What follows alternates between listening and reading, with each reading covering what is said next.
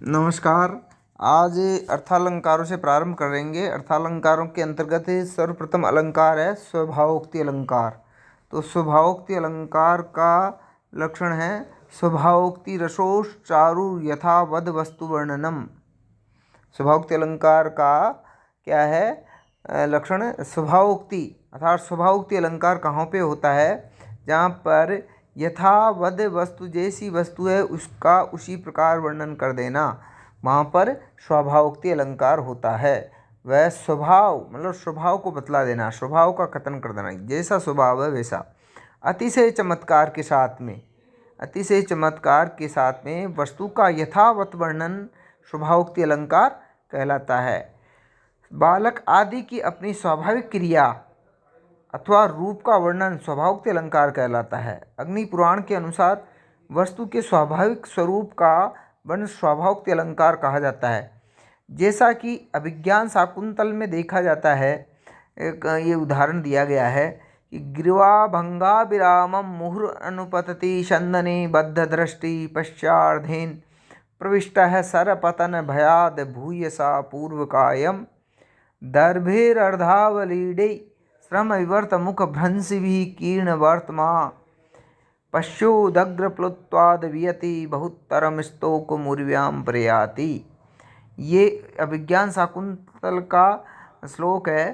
तो इसके अंतर्गत ये क्या बताया गया है कि ग्रीवा को मोड़ने से अर्थात गर्दन को मोड़ने से सुंदर पीछे आते हुए रथ पर बार बार दृष्टि लगाए हुए बाण के गिरने के भय से शरीर का पिछला भाग पूर्वकाय में समेटे हुए परिश्रम से खुले हुए मुख से अर्धचर्वित घास मार्ग पर बिखेरते हुए अधिक कूदने के कारण आकाश में अधिक और भूमि में बहुत ही कम जो ये हिरण है वह दौड़ रहा है, इसे देखो, इसको पश्चे देखो। इस पद्य में किसी दौड़ते हुए जो मृग है का अत्यंत स्वाभाविक वर्णन किया गया है, अतः यहाँ स्वभावोक्ति अलंकार है। अथवा अभिज्ञान शाकुंतल में ही पंचम अंक के आदि में कंचुकी का जरा वर्णन किया गया है, अथवा वहीं पर सप्तमांक में राजपुत्र सर्वदमन का सिंह शावक के दबाने में उसके विक्रम का वर्णन, ये भी स्वभावोक्ति अलंकार के उदाहरण हैं। तो इस प्रकार यहाँ पर गिरवा भंगा अभिरामम में स्वभावोक्ति अलंकार क्यों है? क्योंकि यहाँ पर क्या है, जो दौड़ते हुए जो मृग है उसका स्वाभाविक रूप से वर्णन किया गया है, अर्थात उद्धृत पद्य में जो है मृग है उसका स्वाभाविक वर्णन है, इसलिए यहाँ पर स्वभावोक्ति अलंकार है। अब आगे है उपमा अलंकार। उपमा अलंकार का लक्षण क्या है? प्रस्फुटम सुंदरम साम्यम उपमे इत्यभिधीयते। अर्थात जहाँ पर क्या है, प्रस्फुटम सुंदरम साम्य उपमे इत्यभिधीयते, इसका क्या है कि जहाँ पर सुंदरता प्रस्फुटित हो, अति स्पष्ट और सुंदर समता को, समानता को उपमा अलंकार कहते हैं। क्या है? अति स्पष्ट प्रस्फुटित हो जहाँ पे, और सुंदर जो साम्य है, समानता है, उसको उपमा अलंकार कहा जाता है। अति स्पष्ट, बिल्कुल स्पष्ट हो, और सुंदर, सुंदरम अतिशय चमत्कार के साथ में, जहाँ पर साम्य बतलाया जाए, अतिशय चमत्कार के साथ में जहाँ पर चमत्कार प्रस्फुटित हो, अति स्पष्ट हो, वहाँ पर उपमा अलंकार होता है। अर्थात प्रस्फुट का अर्थ है जिसका अति स्पष्ट रूप से अभिधान किया गया हो। लक्षण में प्रस्फुटम पद इसलिए रखा गया है कि जिससे गम्य साम्य वाले रूपकादि अलंकारों से इसका भेद हो सके। अर्थात उपमेय और उपमान के बीच वाच्य न होकर व्यंग्य होता है, अर्थात प्रतीयमान साम्य होता है। शब्दों द्वारा वाच्य साम्य नहीं है, पर उपमा से प्रस्फुट और अभिहित साम्य रहता है। ये भेद निरूपण के लिए लक्षण में प्रस्फुट कहा गया है। अतः यहाँ पर क्या है, उपमा अलंकार होता है। अब इसका जो लक्षण है ये तो मैंने बता ही दिया, प्रस्फुटम सुंदरम साम्य उपमा इत्यभिधीयते। अब इसका उदाहरण देखिएगा, जैसे क्षणात् प्रबंधमायाति लंघ्यते तमसा पुनः निर्वास्यतः प्रदीपस्य शिखेव जरतो मति। यहाँ पे क्या है कि प्रथम जो ये है श्लोक है क्षणात्, इसमें क्या वृद्ध जन की ये क्रियागत साम्य का उदाहरण है। यहाँ पर क्रिया के द्वारा साम्य बतलाया गया है। तो यहाँ पर वृद्ध जन की बुद्धि बुझते हुए दीपक की शिखा के समान क्षण भर में क्या हो जाती है, जागृत हो जाती है, और क्षण भर में फिर अंधकार से आवृत हो जाती है। वृद्ध की मति कभी चेतना युक्त होती है और तत्काल ही अज्ञानावृत हो जाती है। इस उदाहरण में आयाति और लंघ्यते, इन दोनों क्रियाओं की उपमेय और उपमान दोनों में समानता है। उपमेय और उपमान दोनों में क्या है, समानता है। तो यहाँ पर उपमा अलंकार है। अब दूसरा जो गुणगत साम्य है वो इसमें बताया गया है श्लोक में कि हरस्तु किंचित परिलुप्त धैर्य चंद्रोदयारंभ इवाम्बुराशि उमा मुखे बिंब फलाधरोष्टि व्यापारयामाश विलोचनानि।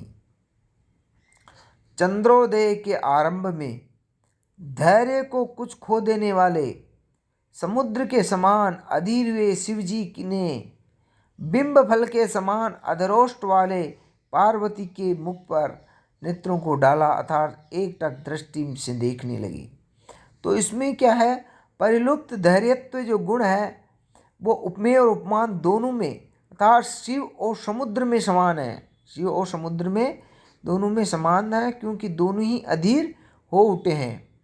प्रस्तुत उदाहरण में हर उपमेय है और अम्बुराशि उपमान है। प्रविलुप्त धैर्य समान साधारण धर्म है और ई उपमावाचक शब्द है। जिस प्रकार चंद्रमा के उदय होने पर समुद्र अधीर होकर ऊपर को उठता है, उसी प्रकार पार्वती को देखकर शिव अधीर होकर उनकी ओर एकटक देखने लगे।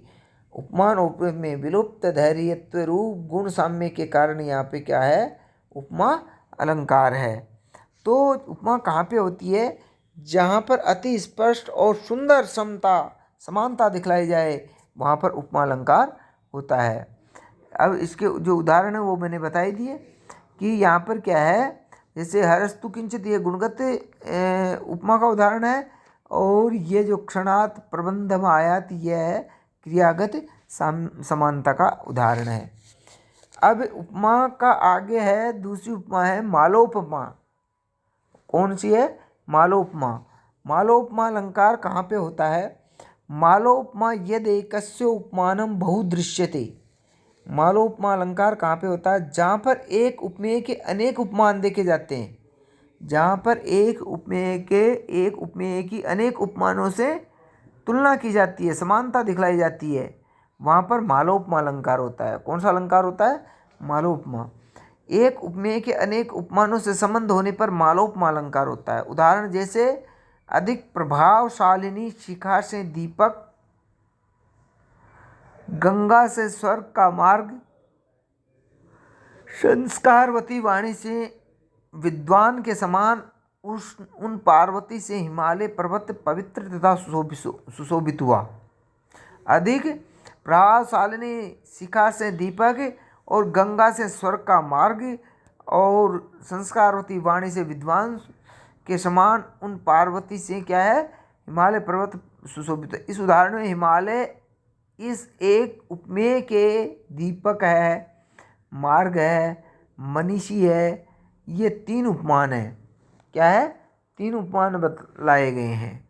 किसके तीन उपमान बताए गए हैं, या हिमालय के तीन उपमान कि अधिक प्रभावशालिनी शिखा से दीपक, गंगा से स्वर्ग का मार्ग और संस्कारवती वाणी से विद्वान के समान उन पार्वती से जो ये हिमालय उपमेय है वो सुशोभित हुआ। यह मालोपमा साधारण धर्म के एक तथा अनेक भिन्न होने से दो प्रकार की होती है। जैसे हिमालय के दीपक, मार्ग व मनीषी ये अनेक उपमान होने से द्वितीय प्रकार की मालोपमा है, जबकि प्रथम प्रकार की मालोपमा में एक ही उपमान होता है। प्रथम प्रकार की उपमा में एक ही। यहाँ पर मलिनता रूप साधारण धर्म के अभिन्न होने पर, मलिनता रूप साधारण धर्म के अभिन्न होने पर, अर्थात राज्य श्री लक्ष्मी अनेक उपमानों का मलिनता के ही साधारण धर्म वर्णित होने से प्रथम प्रकार की मालोपमा है। तो मालोपमा अलंकार कहाँ पे होता है? मालोपमा अलंकार होता है जहाँ पर एक उपमेय के अनेक उपमान देखे जाते हैं। तो यहाँ जो प्रभा महत्या शिखेव दीप है त्रिमार्गे त्रिदिवस्य मार्ग है संस्कारवत्तेव गिरा मनीषी तया से पूतस्य विभूषितस्य। इसके अंतर्गत एक जो उपमेय है हिमालय है उसके अनेक जो है उपमान बताए गए हैं। दीपक है, मार्ग है, मनीषी है, ये 3 उपमान हैं। अतः यहाँ कई उपमानों से तुलना करने के कारण यहाँ पर मालोपमा अलंकार है। Thank you.